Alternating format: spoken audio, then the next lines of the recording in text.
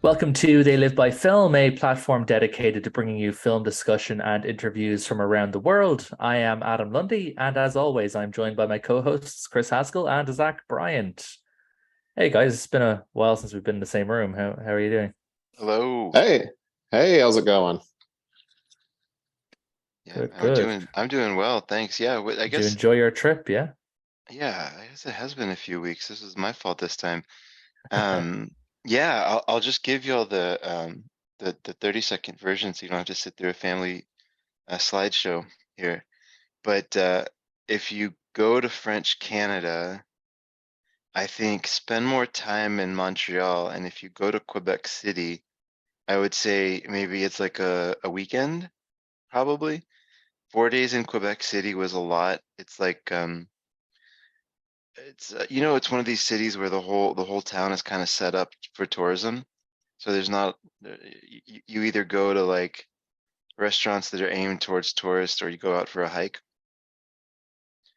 Yeah. That said, it was very pretty. Like it's a very cool. There's a reason it's a tourist town. It's very pretty, but you can only see the same thing so many times. So 4 days was probably a little much. And Montreal was quite awesome. So for Adam, for you, I guess you could just go to France. You don't have to go to French Canada. Well, that's true. I Um, was in France recently, just over a month ago, I was in France. So uh there we go. we have to, Zach, you need to get to Louisiana so we can complete the French trifecta. I mean, I went to Louisiana in 2015, 2016, so I've been. There you We'll go. count that. I think we'll Yeah. count that. That sounds fine to me. The next will be the trip to French Guinea. So whoever's closest to South America, uh, if you can get that That, that sorted one- for us. that one's on me. Okay, Okay, see what I can do. sounds good. Sounds good. Obviously it's been a few weeks. Obviously, last time we did a proper episode, we talked about what did we talk about last time we did a proper episode? I'm now. Blading. Oh yes, we did Blady, and then obviously me and Zach did our Barbenheimer special. Obviously, there were some interviews in between those as well. All those weeks ago when we did Blady, we had set up what we're going to talk about today. But before we get into that, anything that you guys have seen or picked up in the meantime you want to give a shout out to? Zach, you want Um, to go first? sure, I can go first. So I did want to just like probably one of the best ones I've seen lately is I haven't seen it since I don't know. I was in college like my freshman year, and we had a library, and that's how I kept my sanity through all that and all the money I was blowing on my education. But one of the things I remember watching was Peeping Tom, and that was the last time I saw that movie and knew like nothing about it. I didn't know who Powell was, and I only sort of know him because we've talked about him only once on here, right? When we did what was that one called? Yeah, we did a Life Powell and and Pressburger. Death of. Colonel Blimp. Oh, Colin Blimp. Yeah, that's like the worst fucking Alan Pressburger film we could have done. Yeah, so it's that was kind of my basis, and I didn't know who that was at the time. So it was really interesting. I watched it recently, and really blown away by it. I was very impressed with like everything about it. Like I forgot how good that movie looked, like all the way through. It's a Yeah, very it's a good beautiful film. look. It's Yeah. it's it's a good film. It's in one way it is unsurprising that it's made by a master filmmaker like Michael Powell, but it still is also very surprising if you've seen all of his other films that he did with Pressburger. It's obviously so far away from everything else he had done as a filmmaker. So, super interesting movie. That's cool that you and you said that I don't know if you want to say this publicly, Zach, but you said you might even like it more than another well-known horror movie, right? Yeah, of course, it came out originally before, the UK, of course, has their issues with video nasties and stuff. So I Yeah. think it was only played for like 2 weeks, but it was technically out before Psycho, and I would say I prefer it over Psycho. And I'm sure people are going to think I don't like Psycho because I also prefer Psycho 2 over Psycho. I really, really like Psycho. There's just been a lot of good stuff around. It's like I think that I gave them the same rating on my letterbox, which is like a 4.5. I just think Peeping Tom is great. Like it's like what Psycho would go to like influence things like Halloween and Friday 13th. You're that type of slasher where where I feel like Peeping Tom is like influencing things kind of like Maniac or Christmas Evil, which are slockier films, but they were definitely more like character studies of these people, which I don't think Norman Bates really gets his character study until Psycho 2. So I just think it's kind of interesting how they both kind of play that role in influencing the 70s and 80s so strongly. Yeah, makes sense to me. Anything else, or you want me to? You can go ahead. I mean, I watched the Meg 2, and we'll be talking about Ben Wheatley. So, I mean, that was good. But yeah, I watched that. I liked it. A lot of people didn't, but I would recommend it. Did you see the quote that I found for you from Brad from TerraVision? I did. I meant to respond to it, but I was out last night. But yes, I did. See, he is correct. That's the attitude you should have for these, right? Like they're meant to just be fun. Well, it's kind of this weird idea where people talk about, like, I've seen people talk about like the logic of the movie, and I'm like, we're talking about a movie where Mega mega sharks are killing people and coming from like this. It was the novels are pulpy action. Like it's like, be happy we got a budget for something like this, because usually this would be like bad effects and everything else. But hey, China likes these movies, so hopefully they keep making them. Well, I'll be fast. So, did I talk about Mother Schmuckers last time we were on? I don't think so. There's a Belgian movie, that was the French Belgian side, I guess. And it starts off by these two, like, let's say young 20s, guys frying their own shit and trying to dare each other to eat it, like in a frying pan. And their mom running in and saying, "You didn't do it, did you?"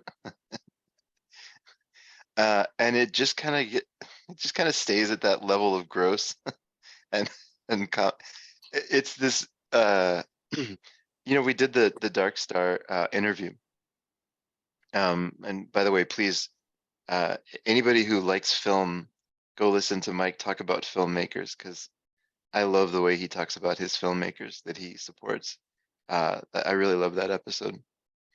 Mother Suckers wasn't my favorite movie, but it it's kind of cool to see this like return of almost like a Tom Green, or maybe you could say like a Female Trouble, like a John Waters type thing. But that gross out comedy was there. I saw a movie called Red Sun. Before you go Film. any further, I just want to note that you just like described this whole movie, which is like sounds like a budget form of Sallow, and we're just gonna like move on from that. Like we're just gonna like you were just like, let's just go on to the next movie. So what is I'm this used movie? to this. I'm used to this stuff with Chris at this point, to be honest. Like where did you find this? Did you say Dark Star put it out? Some partner label, I assume, somewhere. Yeah, it's a partner label. No, I'm happy to dig into it.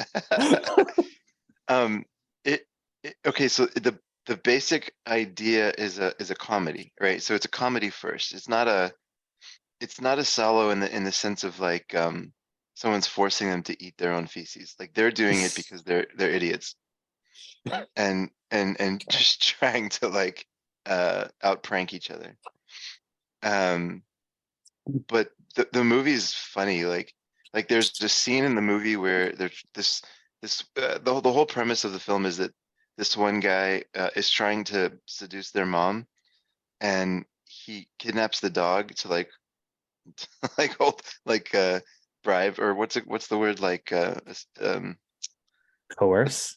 yeah, of course. But there's a where you hold someone hostage, and then you offer to free up the dog if they agree to extortion, to extort the mom into basically like having sex with him. and there's this one scene where they like corner him into a room, and they're about to find out where the dog is, and then he falls out the window, and you think he's dead, but then he gets up and flips him off and then runs away, like bleeding. It's that kind of movie. So I think by their second or third film, they'll probably tighten up a little bit. There's a lot of stuff that's I don't know, like very loose, probably not great about it. I mean, they'll probably be able to afford like better pan equipment or something, to really fry it up well and evenly. And Gordon Ramsay's pans. Have y'all seen? Yeah. Yeah, they have like the La Caruso, those really expensive ones. That's funny. Oh my gosh. Yeah. Anyways, that was a wild one. But there's a lot of stuff from Dark Star that I really, really love. That one was probably it. Fun City. We talk about how much we love, and then there's Bilitis, which nobody likes. And even Jonathan was kind of admitted that he didn't like when I asked him. I feel like this might be their version of Bilitis for Dark Star, but at least with Mother Smuckers, you can see what they were kind of going for, and it wasn't just a love letter to 14-year-olds, which I hated so much about Bilitis. But anyways, so okay. The only just to be a little bit faster, so I saw Red Sun, one of the a few months old now from Radiance, I guess. I'll be shooting a video on this soon for YouTube, but I don't know where he finds these movies. Adam, have you seen Red Sun yet? No, I haven't gotten around to it yet. I have Red it, of Sun. course, but I haven't watched it yet. God, it's so cool. Do you know the basic premise? I'm trying to remember, but I think I'm going to mix it up with the one with Don Yeah. Johnson. So please tell me. It's basically it's this sort of alternate reality. Like it's not presented as a sci-fi movie at all. It's presented as a very much just like this kind of low budgety type of action kind of drama, but it's this alternate reality kind of where there's a small group of like 4 women that live together, and they bring a man in. So they take turns like seducing a man, getting a partner, bringing him into the house, then sort of keeping him at the house, and they all have a turn with them and then kill him. Okay. And this is like the cycle. So we meet one guy who comes in right as another guy is about to be offed. He doesn't know it. And then it's just about this one guy who kind of breaks the mold a little bit because he gets one of the women to actually like him, and so they go against the grain, and it's that. But it's so unique and interesting, and anyways, very very cool movie. I finished the because of this Criterion by Spine thing that I'm doing. I had to rewatch what's the one? Monsieur Hulot's Holiday, Mon Oncle, and then Playtime. Episode 2. Yeah, we're going all with that. Sorry to hear that, Chris. Y'all, I love Tati. Y'all are crazy. Mon Oncle, and first of all, seeing Hulot's Holiday again was very nice. It was very like I think I like it more each time I see it. But Mon Oncle and Playtime are just awesome. So good. I gave Playtime a 5 stars. I have to figure out where it fits in my top 100. It's just Yeah, I know I'm the bad guy when it comes to Tati. I absolutely know that I'm the bad guy. I'm the wrong guy. I haven't seen Mon Uncle, but with Playtime, the production design in Playtime is probably the best in film history. It's absolutely bananas insane. I just can't get into his films, but to visually behold that movie is crazy. yeah, right. That's okay. I feel like I'm the same way with some of the stuff we talk about. Was it Vertigo, right? The one that I feel like I'm the bad guy on. And then on the You are, but it's fine. Yeah, exactly. We all have the ones that we're the asshole on. Then just the last thing I'll just say, I started the Sensual World of Black Emanuel box set from Severin. I'm not gonna power through that. I'm gonna very slowly go through that. One, because I don't really need to see 24 softcore movies back to back to back. I'm okay sprinkling some stuff in between there. But most importantly, probably, I don't like the special features and contextual kind of supplements around these movies that Severin put together rival anything the Criterion's done. like they brought in for Black Emmanuel, the first one, they brought in an expert on um, race and sexuality in movies, and she talks about kind of the troubling racial part of Black Emmanuel, um, and like the fetishization of Black men, and like she goes deep into this. Like it's awesome. Plus, there's a whole commentary and another whole video essay that I haven't even got to yet, and a 90-page book. Like this set is wild. It is a very academic and like well-made set about the series of near porno movies that came out in the 70s and 80s. So I could go on, but that's a pretty good overview. Adam, what have you been up to? In terms of stuff I've watched, I've obviously watched a few bits and bobs here and there, mainly for the podcast and for the film club, which I'm getting back into. I picked a terrible week to get back into it because Dark Star is awful. I had fun though, I guess. We watched what did I watch? I finally watched Guardians of the Galaxy 3. Finally got around to it. Because I've just like I always told myself, you guys know I'm a big Marvel fan, I've always told myself I'd never get Marvel fatigue, and I definitely got Marvel fatigue this year.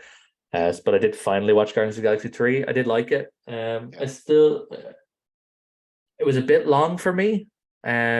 There's like it's a really long movie. It's like 2.5 hours long. I don't think a Guardians of the Galaxy movie needs to be that long. And James Gunn kind of fucked with one of my favorite characters with Adam Warlock. So I didn't really like that too much, but I love Rocket. So, a film basically all about Rocket was right up my alley. So I was super happy with it overall. I don't think it's my favorite Guardians film. I still think the first one is the best out of the three, but it was good. Definitely an improvement over Ant-Man 3. I watched a film that I didn't really like all that much, but I think you might be interested in it, Chris. It was a film by Roberto Rossellini that he made in 1948 called L'Amour. And it's a really weird film in that it's just like two shorter films just kind of put back to back. Like they're not really thematically connected or anything like that. They just both star the same actress. And the first story is not very good. It's just a woman on the phone. It's just like a one-woman play, basically, as she's on the phone to her former lover, kind of begging for him to take her back and stuff. And with something like that, as you can understand, it's not very visually engaging or anything. Like the performance is really good, but it's kind of just hard to sit there and just kind of watch it. The only kind of semi-interesting thing about it is that it's based on a play by our friend Cocteau. So he wrote the play that it's based on. But the second film, I think, our second half of the film is a lot more interesting because the script was written by Fellini and he actually has a small acting role in it as well. And it's very much kind of like very Pasolini-esque, I suppose, the best way to put it, because it sort of talks about religion versus the sort of everyday versus the depravity of like how people can go and do terrible things to one another.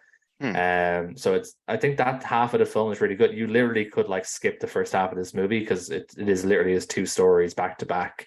I think you would really like the second half of this film if you're looking for something. It's on the Criterion Channel. I think altogether, like the film is super short anyway. I think it's only like an hour and 15 minutes or something like that. So it is short anyway if you wanted to watch both, but like you could definitely skip half of this and watch the good half. I think you would really enjoy it. And it's just called L'Amour? It's called L'Amour. Yeah, it's on the Criterion Channel. Came out in 1948. So yeah, I think you would enjoy the second half. Away from stuff I watched, there's been like a lot of sort of boutique Blu-ray kind of announcements recently. Since we last recorded, Radiance have announced their October and their November slate. So in October, sort of apart from the special edition of Messiah of Evil, which we knew about now for a little while, they've also announced the releases of a film called Visible Secret and another called The Horrible Dr. Hitchcock, which I love the name of that film. It's like an Italian kind of schlocky horror film starring Barbara Steele. And they did also announce their partnership for Region B for releasing Raro Video releases, which is interesting. So they're going to be like the partner label for Region B for Raro Video. In October, they're releasing a film called The Night of the Devils. And then in November, they are releasing another Raro Video film called Gang War in Milan. And then two more Radiance films. One's a French kind of crime film called Le Combat d'en Lille. I'm probably pronounced that wrong. And then there's that End of Civilization box set that was teased earlier in the year. These three films by a guy called Peter Zulkin, which look super interesting. So I'm probably going to, well, I will be picking up all of those over the next few months as they get released. So looking forward to those. And then sort of away from Radiance, just recently, like just this week, Curzon announced they're doing a box set for Lars von Trier that collects everything except for the one with Bjork, who name I can't remember. Was it Dancer in the Dark or Breaking the Waves, actually? Maybe it wasn't the one with Bjork. It was Dancer in the Dark. They're doing Breaking the Waves in 4K. That was what I saw. Yeah, they're doing a 4K separate of Breaking the Waves. Yeah, and then this box set includes everything except for Dancer in the Dark. It is by Curzon, so we had this discussion on the Discord because obviously all the listeners know how much I despise Artificial Eye, but it seems as though now that they're moving into the Curzon branding, they're just trying to get rid of people like me who disparage Artificial Eye, and try and get people to buy under the new kind of brand. Which, from what you said, Chris, you have the Wim Wenders set that was very, very well put together. So maybe this is a turning point for them. Well, it's interesting. There's there are some very impassioned articles about how poorly some of these boxes have been put together. So, I guess I like it. I haven't gone through and watched the Wim Wenders discs yet. I think the packaging is nice. They use the actual aesthetic of it, and holding it is nice. It looks good on a shelf. I saw the Three Colors trilogy from Kieslowski. I saw the discs. I saw those films when I was going through them recently, and I think I mentioned this in the chat, but it was like I was watching those movies for the first time. Like the transfers were just absolutely stunning, especially blue and red. White's a little bit more of a. I mean, it's pretty, but it's not. The focus isn't on the aesthetics as much as in blue and red. But those movies just popped in a way that it was quite impressive. So I think out of the. Well, it was 13 movies they're putting out from Von Trier, and then 7 new transfers or something like that. Yeah, something like that. I didn't read through the full specs and features, but it was a pretty monstrous set. Yeah. So those 7 new transfers I have. Yeah, it depends on how you count. It depends on how you count Nymphomaniac, because it has both parts of that. So it's 14 if you count them separately, and then 13 if you don't. Okay. So isn't that kind of like saying is Kill Bill 1 or 2 movies? It's kind of the same thing, right? Yeah, sort of. Yeah, I think they came out separately. Even I think it was the same thing. I think they came out like months apart. Yeah. Yeah. Because I've only seen Volume 1. I haven't been compelled to see Volume 2 yet. Volume 2 is worse. It's not great. Okay. The ending's terrible. Yeah. I'm not in a mad rush to see that kind of abuse and stuff. But anyways, I do like Von Trier, so I'm debating if I'll pick that up or not. I don't know. Criterion only has 5 of his movies. I thought they had more. I thought they'd be I'm actually went ahead and sold what I have of his. I sold my Antichrist finally, so I guess I'm committed to picking it up. Okay, nice. Yeah. Are these all Region B, Adam, or do you know? Are they region free? Knowing Curzon, I'd be surprised if they're region free. I don't think any of their releases have ever been region free. Yeah. Again, you might know more if you have the Wim Wenders set. You could probably tell me if that's region B only. I would assume if that's region B only, then this is going to be the same, because they are like the easiest way to describe Curzon to somebody who's not really familiar with them is like Curzon are basically like the Janus films of the UK. They've existed for decades and have always been the theatrical distributor of art house films in the UK for decades and decades. And then Artificial Eye was their Blu-ray DVD first and then their Blu-ray imprint, kind of like with Criterion's relationship with Janus, it was kind of similar, but obviously they've kind of just changed it up now and just releasing everything under Curzon. But I would be surprised if they're region free. I'm gonna say with 99% certainty it's all gonna be region B. Yeah. Okay. Yeah, and the Blu-ray.com is not specific either. It says region B, A, and C untested on the vendors. But Vendors, however you say his name. yeah, I guess I could check, but Criterion has 5 of these films, so I bet they would just to make it easy, they would probably be region B, right? Just to not cause any problems. They might sneak in a few region free discs, even though they're labeled region B, but I bet you they're trying to separate church and state. Is that what that means? Yeah, I guess so. more or less. We'll say, yeah. Cool. So I guess we'll talk about what we're here to talk about today. So if listeners hung around to the end of the last episode, they know that we're going to be talking about two horror films that I kind of billed as being subversive horror films. And that was the main reason why I chose them. And it was only now when I've just kind of thought about it over the last few days.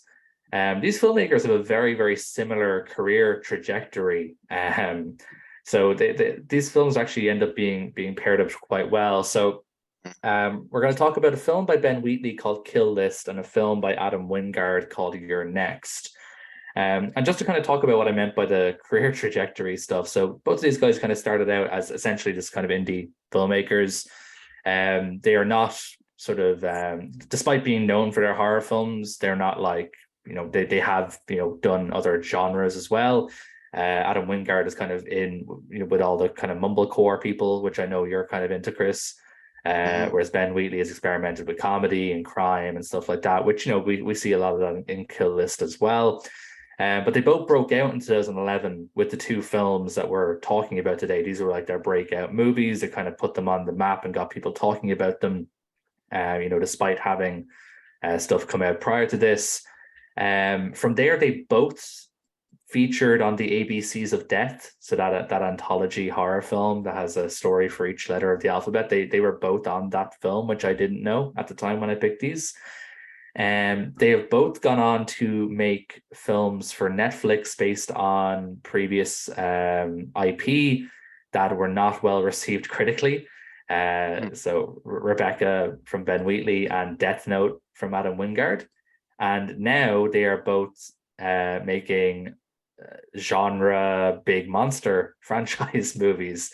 So Ben Wheatley, as mentioned earlier, is directed The Meg 2, whereas Adam Wingard now seems to be the kind of head honcho for the Godzilla and King Kong franchise. He made Godzilla vs. Kong, and then he has the new one coming out next year, Godzilla X Kong, the new Empire. So Adam Wingard seems to be the guy behind the Godzilla stuff now. So I just thought they had a really interesting sort of career trajectory. They both started off very similarly as indie filmmakers, made similar type of films. Both were on the same film, both worked for Netflix, and then both have gone giant monster movie. So didn't realize that at the time when I picked it, but I just thought it was an interesting fact as I sort of realized it. So as I mentioned, the first film we're going to talk about is Kill List, which came out in 2011.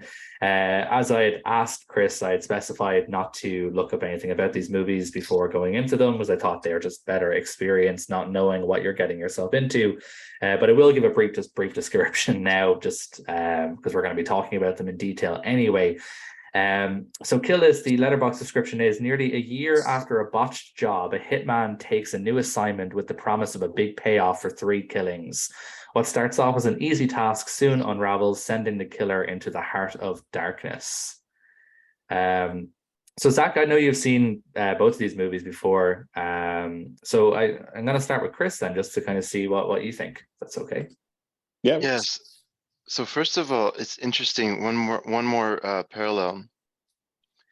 Kill List is voted by critics and people that rank movies as the 311th best horror movie of all time on They Shoot Zombies, and You're Next is the 306th. Oh, so they're like right next to each other, basically. Yeah. That's crazy. Yeah. Um, this one, Kill List, is much higher on They Shoot Pictures. Kill List is 2,480 on They Shoot Pictures. So I'll kind of leave it there for now. But I I mean, this is one of those movies where like you got to stick around to the ending because as well made as this movie is, I was like, okay, this is cool. Yeah, sure. Well, good, interesting movie. Interesting plot point. Kind of see where they're going. Oh my gosh, like, oh my gosh, it escalated so fast. And I think the ending is, of course, I won't spoil it. I think this is one that absolutely should not be spoiled, but it ends beautifully where it's a little bit ambiguous and you just have to sit with the emotions of what just happened. And I hated him for that. But it also makes a good movie. Um, so I don't want to say too much more because I'm nervous I'm going to get into spoilers. Zach, what do you think of this? The Kill List is one that is very interesting for me because like the first, I don't know, hour, I think it's a decent movie. The first time I watched it, the hype had been around for years, and I was like, okay, it's cool. I'm not like blown away yet. And then you get to like I don't know what, like the last 20 minutes, and I'm like, Yeah, okay, I get it. I get yeah, yeah, it. yeah, yeah. And that's really where it kind of starts and ends for me. It's one of those ones where I have such fond memories of the end that I don't rewatch it as much as the one we'll talk about later, just because I don't want to say it's sold on its ending, but it's definitely what elevates it so much. Yeah. Yeah, it's a film. It's like it will often show up on like best plot twists or craziest ending lists and stuff like that. And I think we're right to not spoil the ending of this film. This will be, I think, this kind of sacred. I do think we can talk a little bit more about the film than we were, than I had sort of said initially when I said don't look about anything about it at all.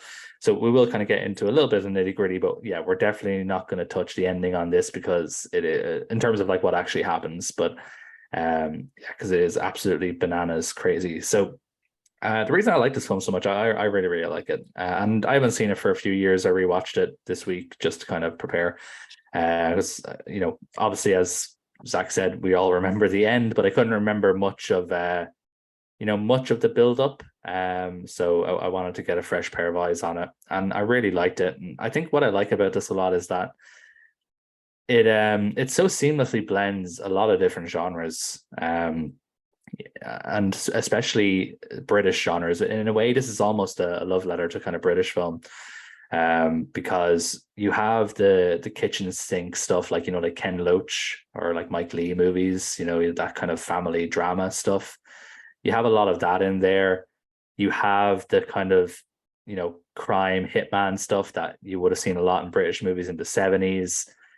Obviously the folk horror element needs no explanation. Folk horror was born in Britain, so you have all of that as well, and then there's just moments of like just kind of dark comedy sprinkled around, which we always associate with British films, that kind of drawl, dry humor that you see here and around. So I can understand why people maybe are not too into like the first hour of this movie, but for me, I just like it all because I think Ben Wheatley does a really good job of just making a film that is really inspired not just by folk horror or whatever. It's really inspired just by like different genres of British film.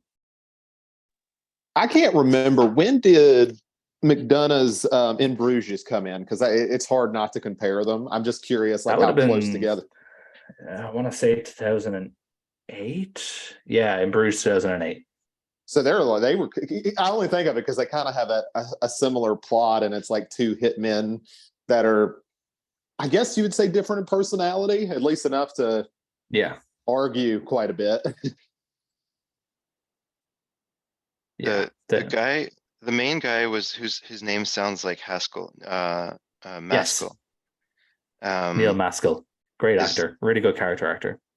Yeah, he does a good job, but credit to Michael Smiley as well, who plays Gal. Like Another great character actor, yeah. he was awesome in this, I thought. Like there's little things that he was asked to do, like one of the fights, because uh, the main character and his wife they fight a lot, right? Very, very kind of brutal fights. They're both strong-willed, so it's not like one of them is dominating the other. They're both very Yeah. aggressive with each other. And one of the fights, the kid wakes up and kind of comes down and is confused. And Gal, this Michael Smiley, his character's called Gal. He takes the kid up to the room and kind of talks to him about what's going on and puts him to sleep. And I think that like that scene was awesome. Like he did a fantastic job in maybe like a more of a quiet moment, in addition to some of the more actiony stuff that he was asked to do. Michael Smiley is a great actor. You guys probably wouldn't see him a lot. He's he hasn't really broken out in the US or anything, but a lot of people who watch kind of British and Irish productions, he's Northern Irish himself, will know Michael Smiley. He's just one of these great character actors that's in a lot of movies. He's worked with Edgar Wright. He was in Censor, that film that came out a couple of years ago. That I know you've definitely seen it, Zach. I don't know if you've seen it, Chris. Yeah.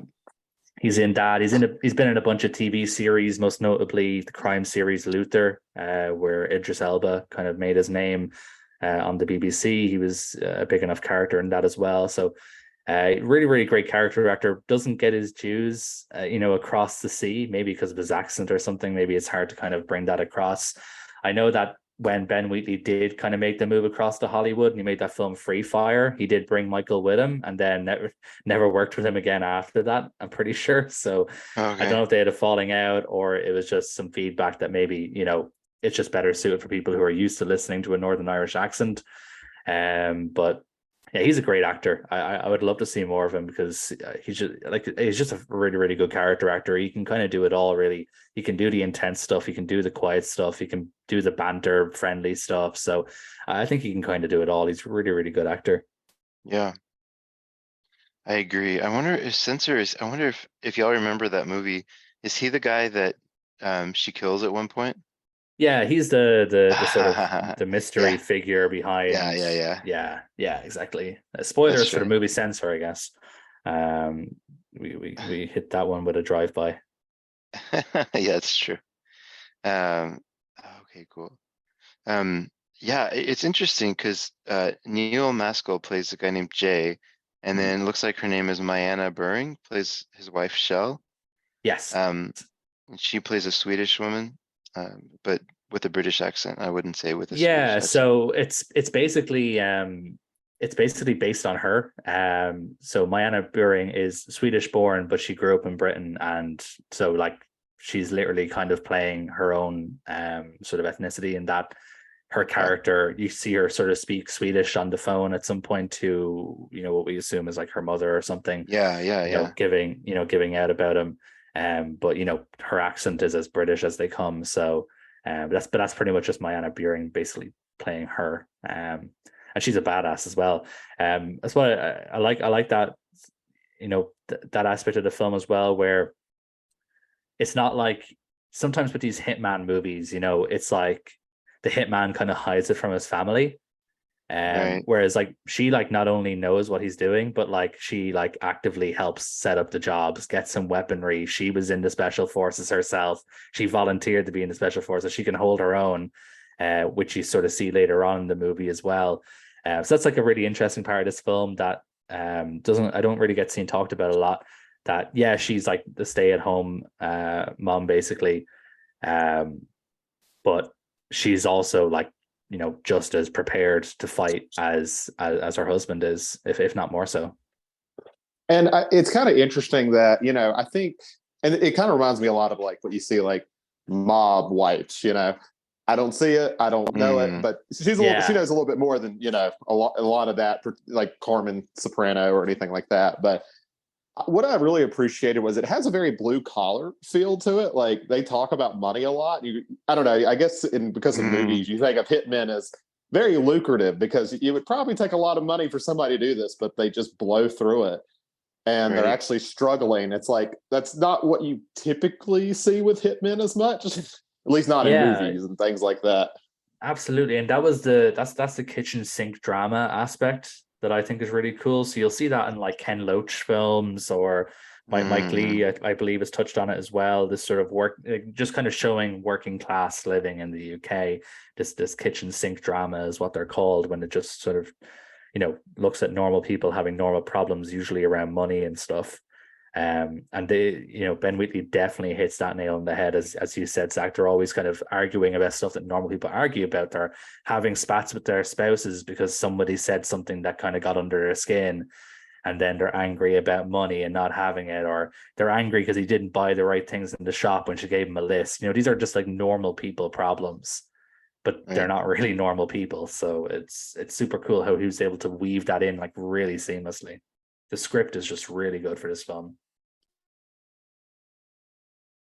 And then there's the whole thing starts with essentially, um, after a little bit of fighting, it starts with this kind of dinner party that she's hosting, right?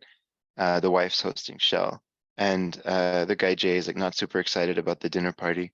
And then his friend Gal invites over this woman Fiona to the party, right? And Yeah, it's like his date. Yeah.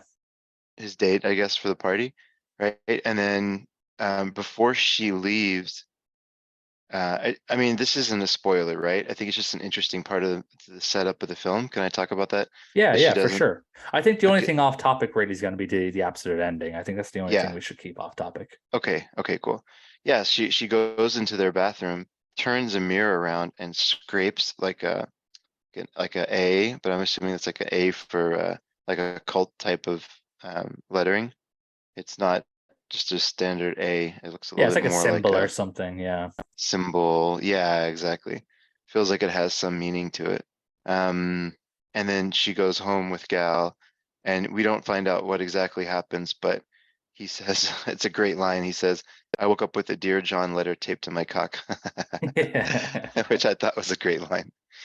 Um, but and then she plays an interesting role later in the movie. But it was an interesting setup because then they go on and do these jobs for this guy that you meet. It's not like he's a mystery, financier. You meet the older guy who's financing the jobs. So the whole time I was just curious, kind of like where they were going to go with this. Like, why did she carve that A? Who is she? Why is she over? Why is she becoming friendly with the wife, Shell, a little bit? Like, I think he does a good job of making the movie kind of about them being hitmen, but then having enough little breadcrumbs of something that feels like the movie's about to go in a different direction, but just leaving it open. So it's sort of Yeah. like, yeah, and I thought that was really well done. Absolutely. It's one of those things where like once you sort of watch it the second time, it's like it all like makes sense. But like when you're watching it the first time, you're like, oh, that was weird. Anyway, Mm-hmm. back to beating guys' heads in with hammers, I guess. Right. That was weird. Yeah, that cult thing that second ago, that was strange. Oh, okay, we're shooting guys now. That's cool. So it does. Right. Exactly. He does, yeah, like you said, leaving kind of breadcrumbs that that there is like a bigger picture here. It does a really good job of like building sort of suspense, building dread, building a mystery. And I think that what kind of gives it that gives him the freedom to have that kind of switch up in styles later on in the film, because it's not like a breakneck twist where you're like suddenly you're dropped in a horror movie about cults or whatever. It's not Right. like there was nothing to kind of spell it out for you, but it's also not like I feel like with something like this you can go two ways. You can either be super obvious where you can spell it all out the whole way through and you're able to guess the twist 5 minutes into the movie, or you can be so sort of obscure with your hints that you have to watch the film 5 times to even see them. And I think he finds a really nice middle ground where he doesn't turn away from the hints.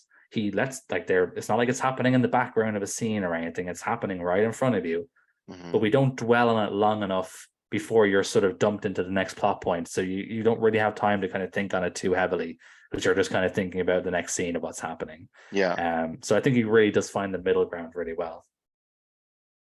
I agree.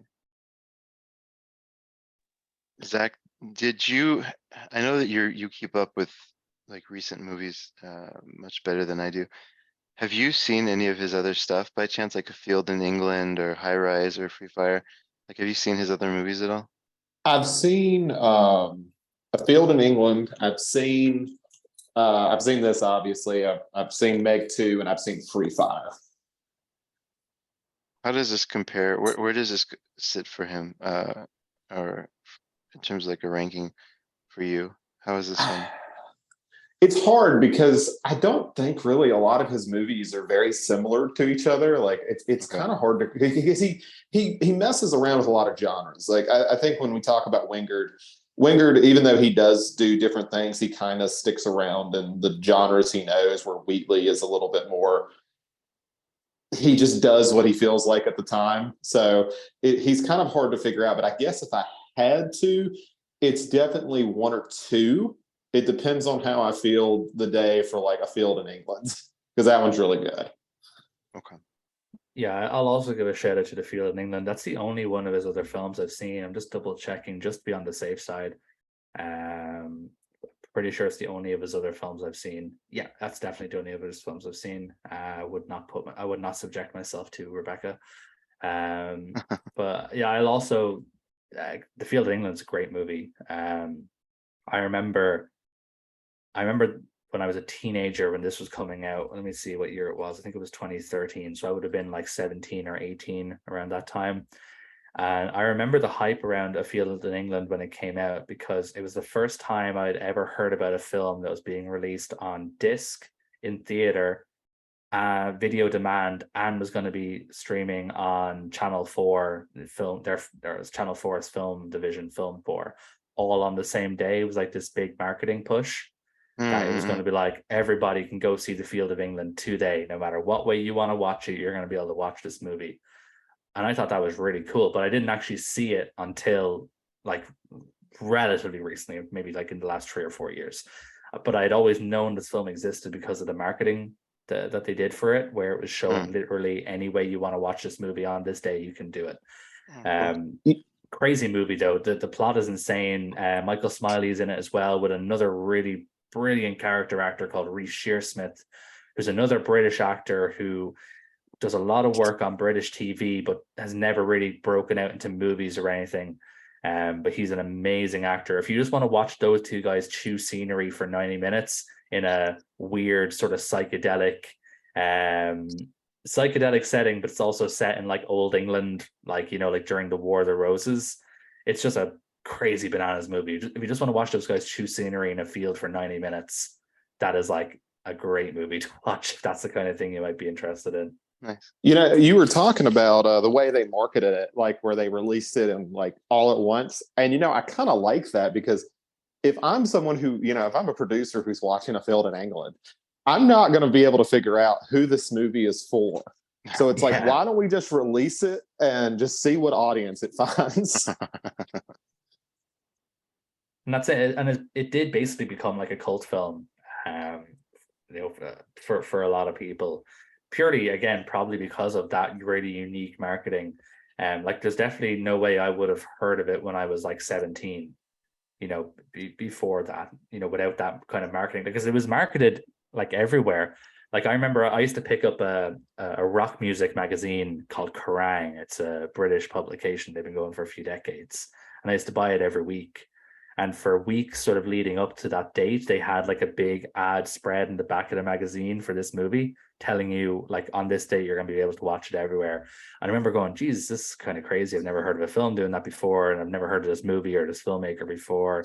Sounds really interesting. And, you know, I did kind of forget about it, but then obviously it still remained in my memory.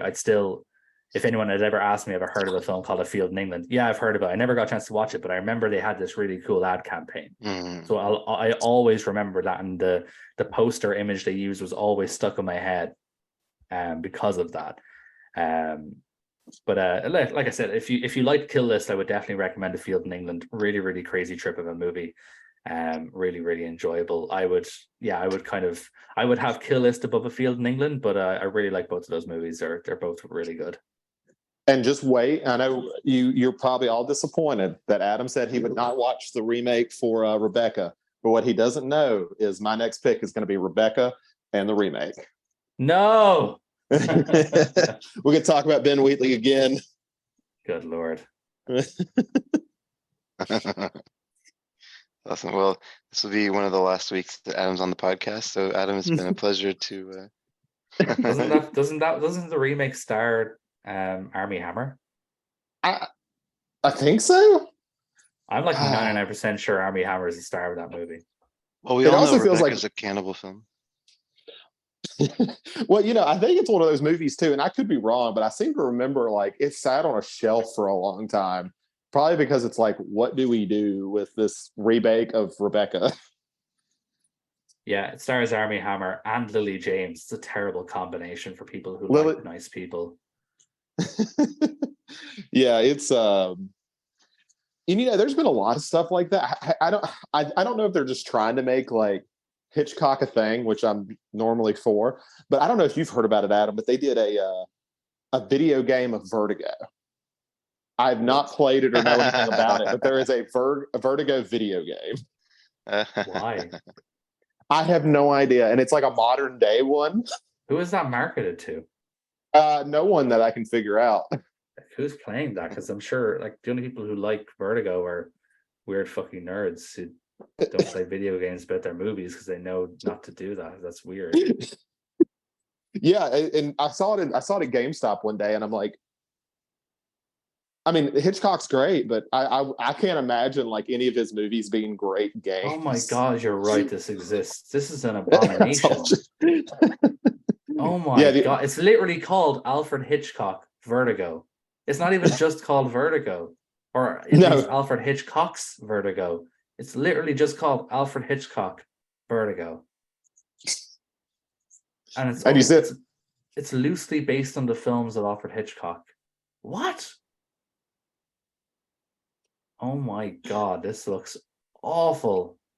Maybe we'll get a Rebecca video game too. I want a 39 Steps video game. See, at least that would be fun. Right? I don't know. I don't know what to do with this information. I thought you needed to know more than anyone else. I really didn't.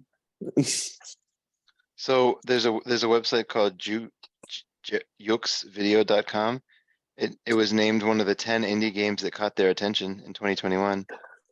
Okay, that's good for them, I guess. I mean, granted, it caught my attention too, just not in a positive way. Right, exactly. Yeah, that's a fair point. It's such a vague category. Do we have any more thoughts on Kill List? Obviously, we can't talk about the ending other than the fact that the ending is absolutely fucking bananas. One of the craziest endings I've ever seen in a movie. But any other sort of parting thoughts with Kill List? No, I feel about the same way. Yeah, go watch it just to go experience that last 20 some minutes.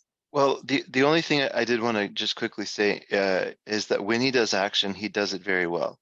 Like there are scenes when they're being chased and they have to use some kind of weapon, automatic weapons to mow down the people that are chasing them. I'll just leave it at that. And the kills are pretty visceral. They're pretty good. I don't want to take that for granted because not everybody can direct action well. But I felt those kills. Like when someone gets shot, you kind of feel them getting shot. I thought that was really cool. Maybe it's sound design, I don't know, but I thought that was really well done. Yeah, I think he's been consistent.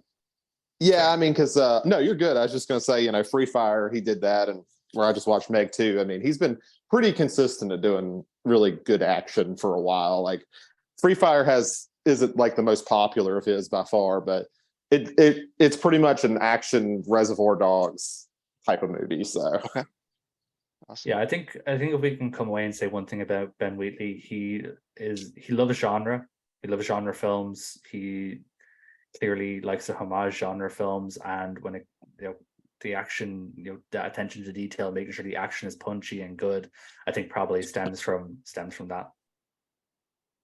Right, so on that note, we're going to move on to the second film that we're going to talk about today, which, as I mentioned earlier, is the Adam Wingard 2011 film You're Next.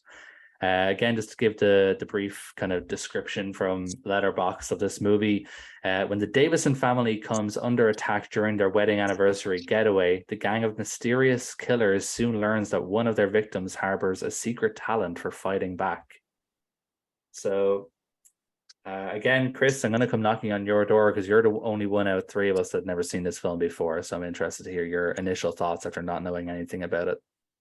So yeah, I took your advice. Went in cold. Never seen an Adam Wingard movie before. So really I had no idea what to expect. I do want to say this is the 306th best horror movie, as we kind of talked about. And then They Shoot Pictures has it at 9,057 overall. Way Oof. too low. That's kind of crazy, yeah. Yeah, so that's weird. I'm gonna jump on the bandwagon here. This movie is awesome. Like It is. like in the first 5 minutes, so I didn't want to blow up our server on Discord because I wanted y'all, this reaction to be kind of pure when we were recording live. But the other two servers I'm on, I was like blasting people talking about like how awesome this movie was as it started.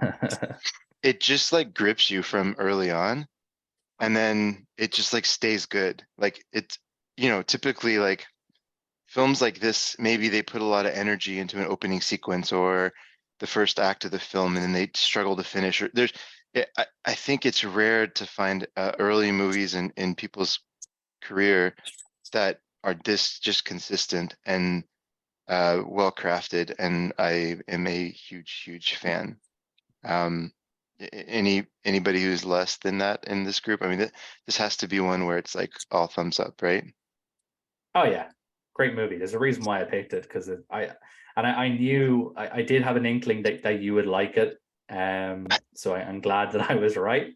This is one of the reasons why I kind of picked this, these two movies, really, because I thought that you would enjoy them, and I knew that Zach had seen them and liked them. So I think it's nice one day for us all to just gush over some movies instead of one of us fighting the other on something. Right. We have 2 French movies coming up next time. I'll be there for that. Don't worry.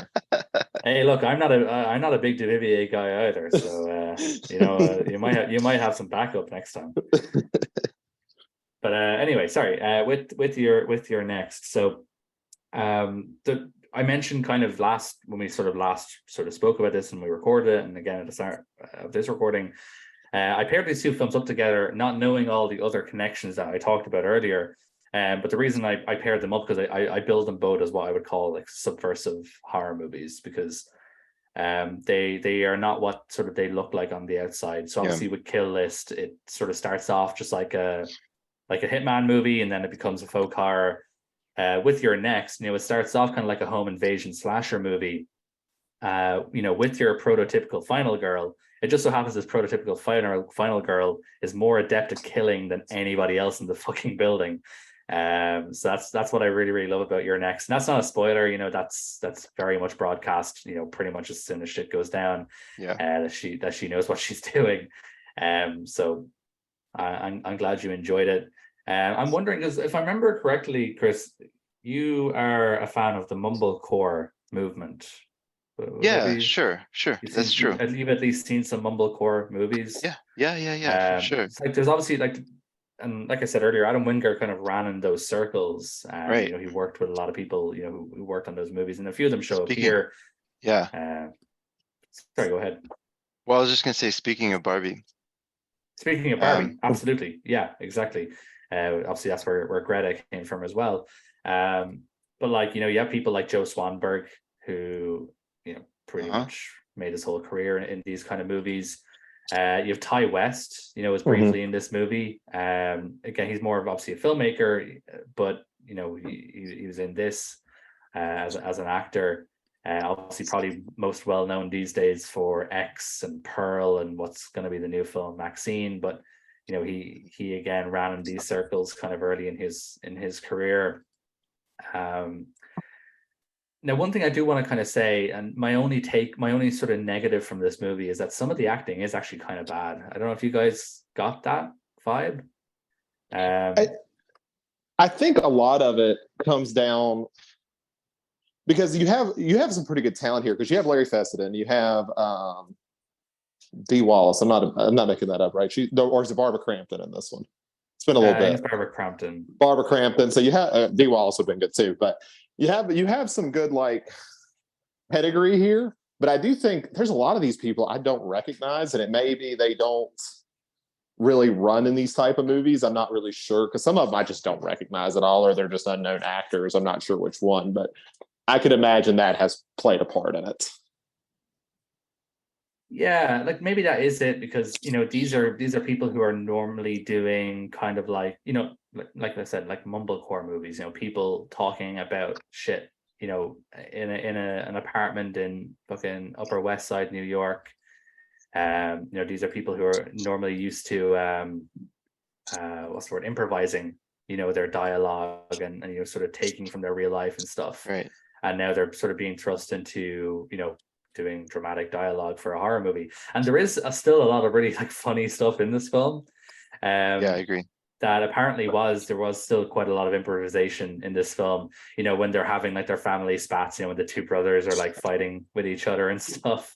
There is like some funny shit that's thrown around, and like they're really good in those moments.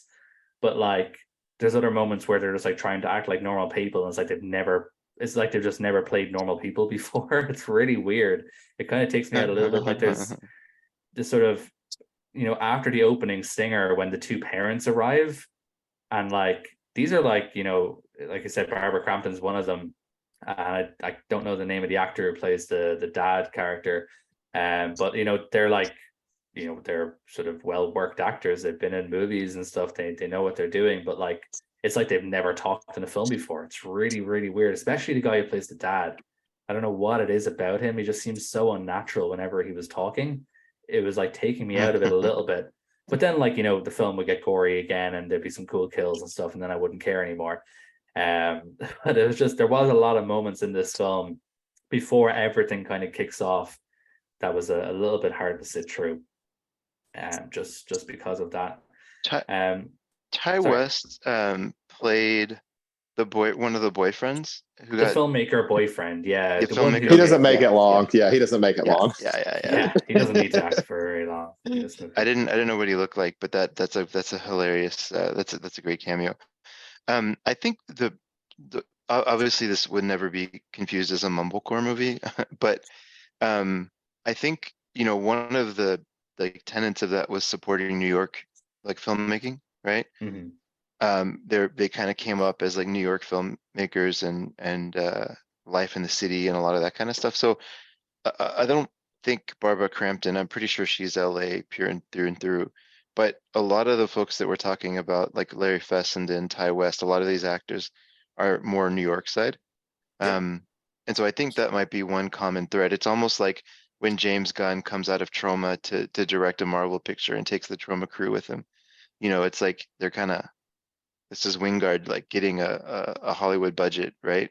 And not having to make a movie for $50,000. And I think sort of like giving a lot of his friends a payday. And it's interesting because like you take somebody, I won't go on this tangent too long, but Wingard ended up being the most successful of kind of that group in a lot of ways. Until because you look at Greta, Ty, anyway.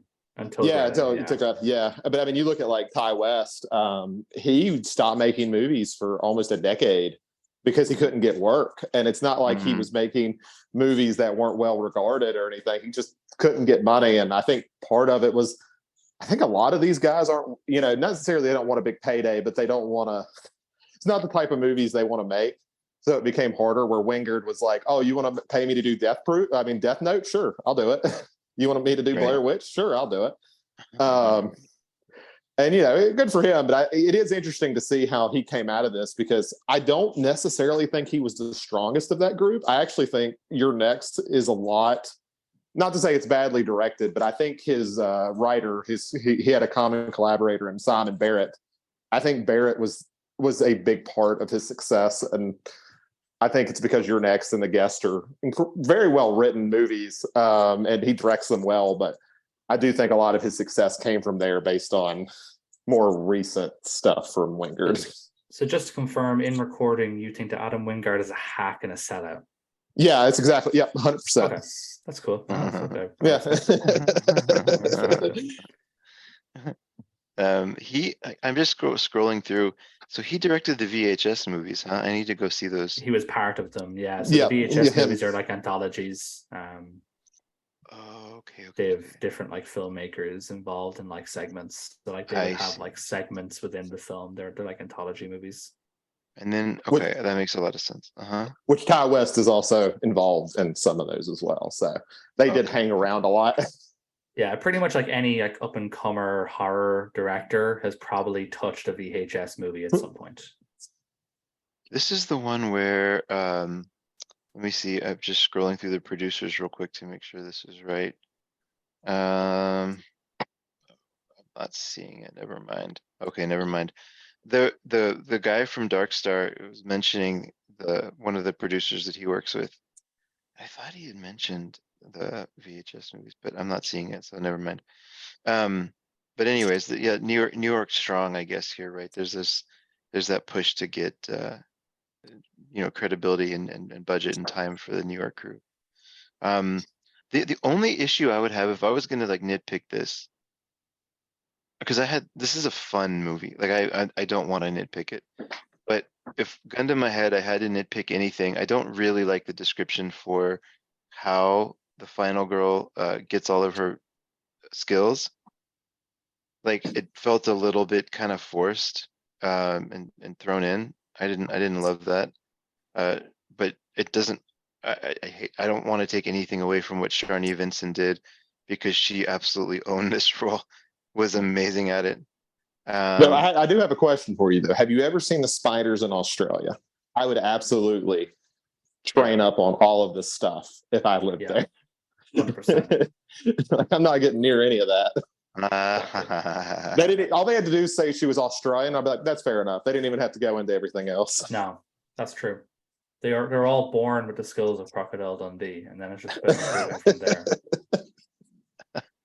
Yeah, I would have rather that description, I think, because it was like she was part of like a survivalist compound or something like that. But then they made it even less believable because she left for the US when she was 15, but just had all these skills with her and wasn't anyways, I didn't like that part.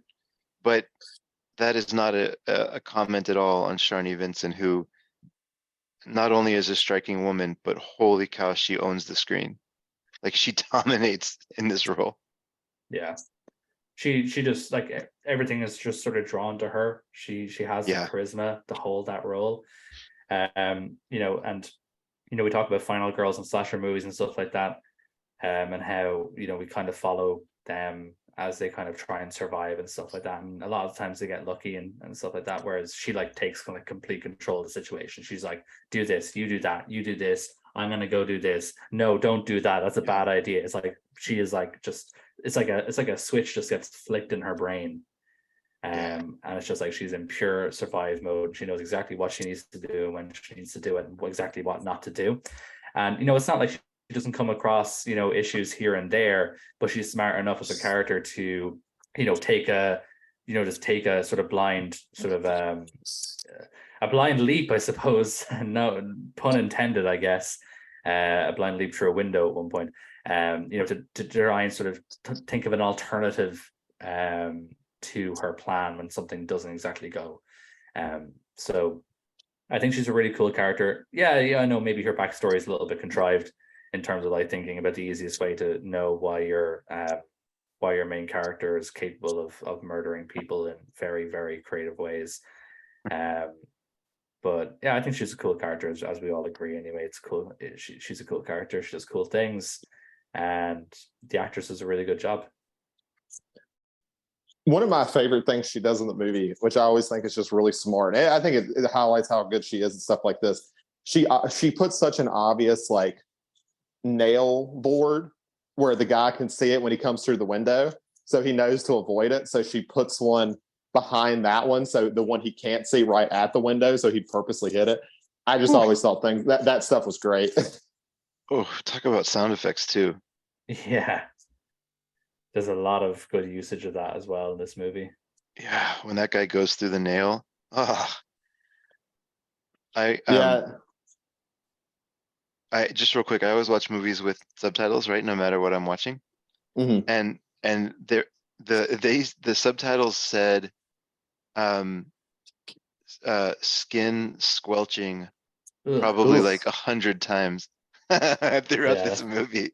Those subtitles are probably fucking worse than actually watching the movie. I was thinking about that. I was like, man, squelching is such a good horror word. Yeah. This is slightly off topic, but one of my favorite like subtitle descriptions is from the first season of American Horror Story, where the subtitles literally say masturbates onto lamp, sobs. Beautiful. That sounds like American Horror Story to me. Yeah, it's Ryan Murphy. So yeah, that sounds. I think that might sum up Ryan Murphy's career the best. Yeah, that's right up his alley. I suppose just to touch on Wingard again for a second, because I've seen a couple of more of his movies. Zach, you've probably seen more than I have. You've spoken highly of The Guest before. Do you think that'd be a good one for me and Chris, who haven't seen it, to kind of watch next if we want more? 100%. Like The Guest is, and I will disclose my bias. They have both been openly very much about this is a Carpenter inspired film, and it very much is. But everyone's great in it. It's my favorite film Wingard did. And I mean, you even get Halloween 3 references in the background if you look for them. And I think the way I've always described it is if Halloween kept being an anthology film series, this would go in it. Okay, I need to watch it now. I need to watch The Guest. Maybe I'm going to make my next film I watch. Yeah, I adore it. I don't know what it's streaming on, but if you can find it, I highly recommend it. It has a second sight release, right? It does. does. I have that release. Mm-hmm. Yeah, Yeah. it does indeed. I'm not going to buy that though, just to watch it though. Yeah, I would sit there and watch it. Now, one thing they did for The Guest, which I think some people like and some people don't, I think they actually did a pretty good job on it. They went ahead and added grain to the 4K, which it's a shot on digital film. But it was Wingard and Barrett, I think, got to make the decision that when Second Sight was doing it, that they wanted grain added to it. Fair enough. Yeah. Too bad I'm boycotting Second Sight at the moment. So, oh well. Wait, why? Oh no. Because they need to get their shit together with their pricing. It's ridiculous. Oh, okay. They need to be brought down a peg. Yeah, Dawn of the Dead was great. People bought it a lot, but like, don't be getting notions about yourself. Just come down a peg. I'm over here like buying enough for me and Adam to justify their existence, I think. Yeah, probably, but I know it's a war I won't win, but it's a noble war all the same. Well, just as a tiny tangent on that, at least Shout, because there's Shout Factory has become egregious in charging $60 for something and having like 3 small legacy special features and like saying like, oh, we're gonna put like a postcard in it or something, and somehow feeling justified in their pricing. So at least Second Sight goes all out. Yeah, but like that's just your rampant American consumerism at play right there. That's capitalism, baby. We deserve it, Chris. We deserve it. I'm over here in Region B, and I can get a fucking really nice 4K set from Eureka for 35 quid, and Second Sight want me to pay double for the same thing. No, that's not gonna happen. Got it. So, they're tailoring their prices for the American market, and Zach and I are eating it up. But please keep giving me these nice sets. Exactly. That's capitalism, baby. That's just funny. back to Wingard just momentarily, because I haven't seen The Guest, but I have seen a couple of other movies that I just want to kind of just touch on really, really brief. Blair Witch 2016. I must be like one of the only people who likes this movie, I think. I actually like his Blair Witch movie. It got shit on when it came out, and I don't think you like it either, Zach, from what I remember. I think it's okay. Like I actually like the first 2 better, but it's fine. It's like it's an interesting legacy sequel. Like it was kind of like before that became a thing. See, I'm a whore for legacy sequels. That's what I've realized over my time over the last few years. I am an absolute whore for legacy sequels. I eat that shit up. So I'm part of the problem really, and we wonder why we keep getting those. It's because of people like me. Yeah, I like this Blair Witch movie. And Godzilla versus King Kong, right? So I wanted to watch all. I'd never seen any of these new Godzilla or King Kong movies, and I bought them on iTunes. They had them. They had them all on sale for I think like €20 or something, and it was like 5 or 6 movies. Like, that sounds like a good deal. I'll finally watch all of these, and I watched them all over the course of like a week or two. These are dumb movies. I'll just put that out there. These are dumb movies, but like they're a lot of fun.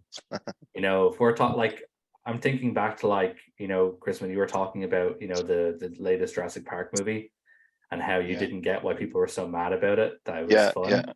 Yeah. You would love these movies. You would love these Godzilla, King Kong movies. Like the first Godzilla movie and the first King Kong movie tried to be like really serious. They tried to be like, take themselves super seriously. But then the second Godzilla movie and then Godzilla versus Kong are just a lot more fun. So I would recommend those if you would just want to watch some dumb fun.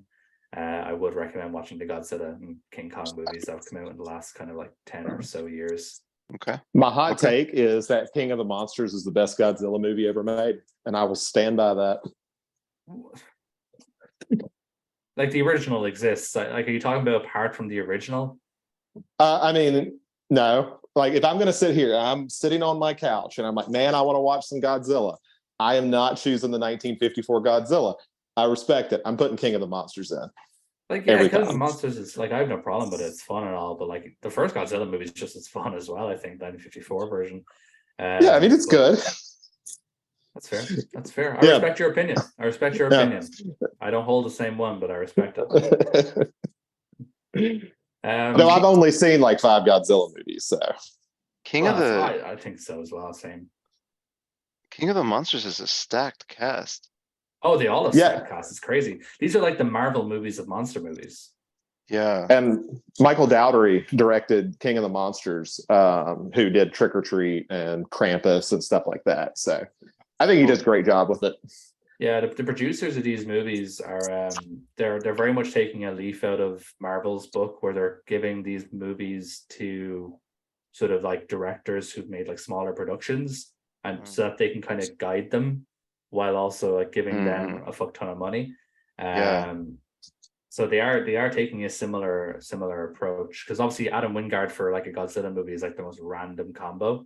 But makes sense for him financially, and makes sense for the studio because he can't go in and try and be like James Cameron and call all the shots or anything like that. He's just gonna be happy he's there, Right. So.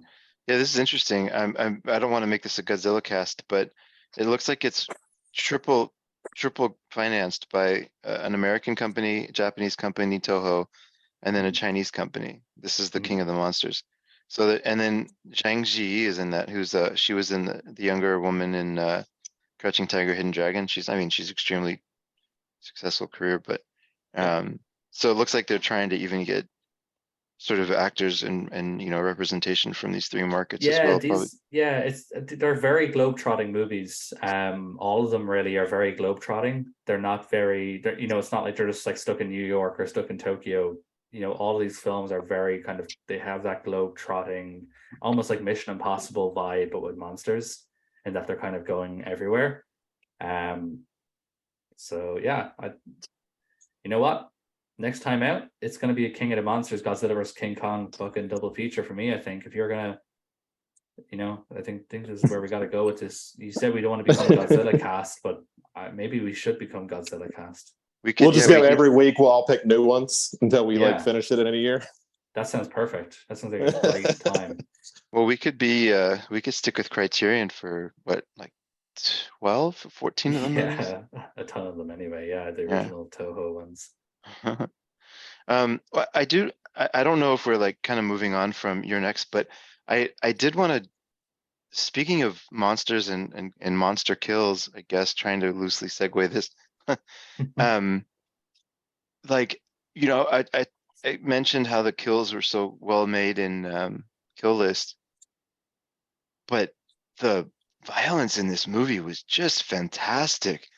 Not to sound like a masochist, but like every single hit like hurt. Yeah. they definitely don't pull their punches with that. Like especially when they're shooting like the crossbow, the sound design for when it's like like going in is really really good. Like kind of the same with Kill List. Really, the combination of how they film it, the sound design just really really works so well. They did obviously put a lot of thought into like making this look and sound as sort of real and painful as possible, and they pull it off. And one of the probably my favorite kill in the movie is it involves a kitchen appliance towards the end. So I don't completely do it. That's probably one of my favorites, which also RIP to that dude in real life because that's sad. But yeah, he had dude who looks cancer. the dude looks like Skeet Ulrich. Yeah, he passed away a couple years ago. Oh, RIP. That's sad. I didn't know that. Yeah, but I mean, I think all the kills are fairly unique. They at least try to do something different with each one, which I think is important if you're going to do kind of a slasher type movie, so they don't get a little boring. Yeah, especially when you got like a big, huge mansion to kind of mess around with. Yeah, well, that's it. I think they did take advantage of their location and having, and there's just a lot of different stuff happening here. Whether it's a crossbow, whether it's nails through a foot, whether it's throats being sliced in various different ways, and in a few different ways, throats get sliced. So I do think they take advantage of just having fun with it. I think just trying different things, trying different methodologies, different kills. Not just like he was hunting them with the crossbow for like the whole movie. Lots of different things happen in this film, which I think is always really cool. It's really refreshing, and it allows the filmmakers to be creative. And they definitely work creative in this film. This film is nothing but creativity, from that standpoint. Yeah, and I think that's why I don't care too much about the backstory and stuff. And I think now that some of the hype sort of settles down for me, because this film is so fresh for me. I mean, I guess even some of the plot is like fairly predictable as it kind of unpacks, but like, I just don't care. It's just such a fun movie. Like, it's just such a good slasher horror film. I like it, and I also like how the bad guys are kind of like. I think there's some comedy early on, like borderline Home Alone style comedy, where like the bad guys get kicked in the nuts or something. Like they're very human. They're not like larger than life. Oh yeah, this isn't like they're being hunted down by Jason Voorhees or whatever. These are just like regular dudes who like are drafted into this kind of plot to knock off everybody. And you see that these are not unkillable, or unstoppable killing machines or whatever. These they're just as worried about their own well-being as they are, getting the job done.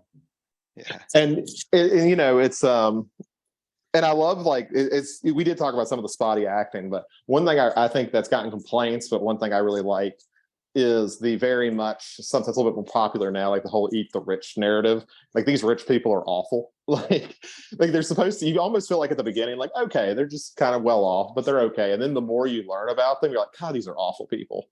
Like all of them are awful people. Especially like the two, like we don't really get to learn much about the sister and the younger brother's circumstances. I guess maybe that part is actually underdeveloped with like the younger brother and stuff. But like the two older brothers, like they're just shitheads. They're just like, the one played by Joe Swanberg is just such a smug asshole. And then the professor, right? He's the one who's the professor. No, he's the other one, the one not going out with the Australian. The one that wears like what you would see at like a polo match. Yeah, exactly. Yeah, he's just a smug asshole. Yeah, and then like the professor is obviously like very unprofessional and like not necessarily even like good at his job. It's like implied that he's basically in his job because of his status, if you know what I mean. Because like he can't get published or anything like that. So it's a film they're not very nice people. So you don't really care too much once shit starts going down. Yeah, and it's and I mean my favorite line, which if there was ever a line that would describe cinema, It's "Fuck me next to your dead mom." That is the Yeah, I was best. about That to is the say best that. line. I was about to say that. Even the actor was like, "What the fuck?" When your character is saying "What the fuck" in response to that, you know you got a good line. Yeah. I I think laughed that's a really great. hard at that. I think that's a great place to wrap up your next, unless there's any final thoughts. Okay. How do you get Ben? No, you can't top that. I don't think you can top it. Chris, what are we going to be watching next time around? We hinted at it earlier, so you might as well give us a full lowdown. Okay. So, speaking of jarring twists, from talking about your next, I don't really know how to segue this.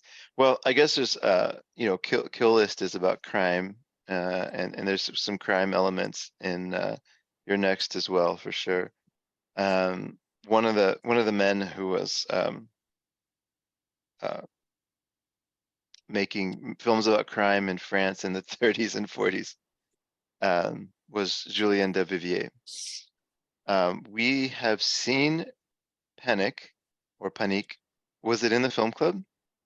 It was in the film club. It was in the film club. Yeah, it's Early it's one of our days. earliest episodes. We Yeah, talked that's about right. it. That's right. We even have an episode about it, so we can go back and hear me gush on the visuals and hear Adam be fairly neutral on the movie. Well, not about the visuals. The set design is impeccable. Yeah, the movie, I guess, overall. And then Zach, I think you were more positive on it. Is that right? Yeah, it's probably like one of like probably 2 French films on this thing I've liked. So I mean, Yeah, that's pretty good. No, it's grading on the curve. That means this is like a 10 out of 10.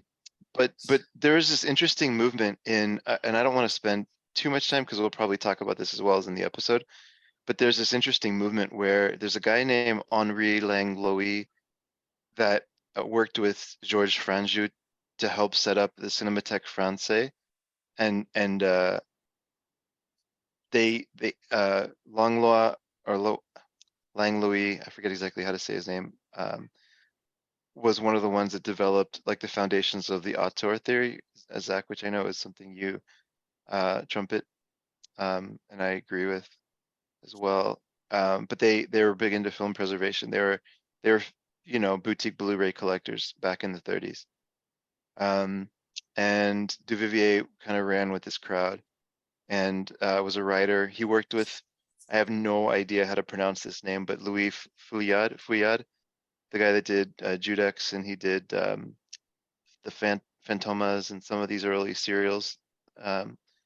So Duvivier wrote for him and then started to make his own movies. And I thought it would be interesting just because we've had, I'd say mixed, and by mixed, I mean mostly y'all have hated the early French movies that we've seen as part of this. So I wasn't going to bring in another French director so soon. But I just really loved Panique, and I wanted an excuse to watch Pepe Le Moko. And then the other film that we're going to watch, so that's one of them, Pepe Le Moko. And the other one is La Tête d'un Homme. And it's a similar, the description is, puts it as a very visually very striking crime film from Duvivier. So we should have a fairly comprehensive opinion on Duvivier by the end of next week.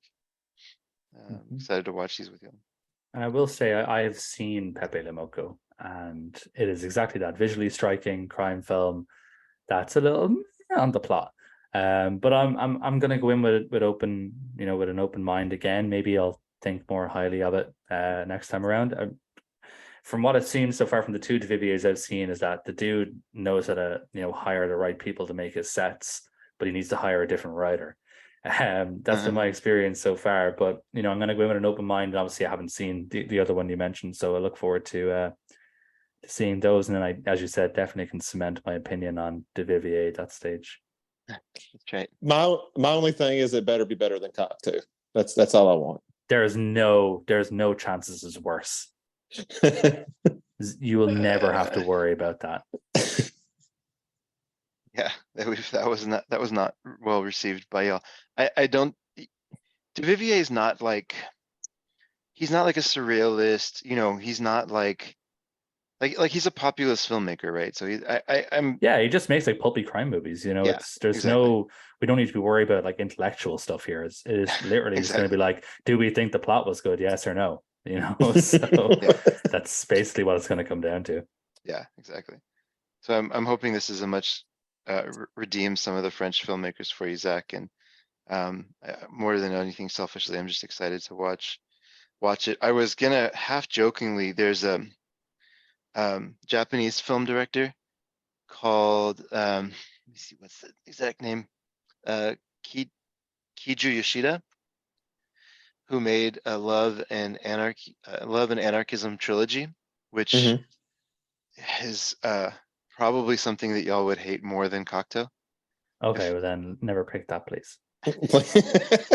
It would probably be somewhere up with Zagranovice as far as something that y'all were very, very angry with me for choosing. So I just wanted to set that context. When you watch Duvivier, no matter what you think of it, remember that it's not the Love and Anarchism series, um, which would have been 5 hours of your lives 5 hours. combined, not Oh, not okay, one. combined. I thought we were looking at like, good God, it's one of these. Is it like it's like one week Chris is gonna choose like some Bellatar films, and I'm like, oh God, here Yeah. goes 15 hours of our life.